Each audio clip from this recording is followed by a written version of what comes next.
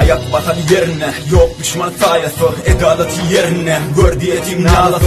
O ataklar hudaycı, yeri Türkmen çağası, verir can kepinle, vurdu eder tarihı. Erkek adı gelse ara, Oğuz Han'ın adı var. Namus için yürek veren gözlerinde zat var. At üstüne esip yören, gayratlı yaş özüp yören, yiğitlerin cenk hakkına atlı dağı döküp yören. İş koduna yanıp gören, ok düşmana atıp ölen, ciğeri var yakıp yören bir Türkmenin yadı var. Pelvandır bolsa batan ayak yere, lalilen yat bolup gitmesin kulakları. Neçe mun yan yardan derdi uzaklarda, neçe gün han yani er getirdi torpakta. Akdı değil milletim, yakmadı hep sünnetim, Türkmen adı şöhretim, hissedilim zilletim, Huday yani birgetim.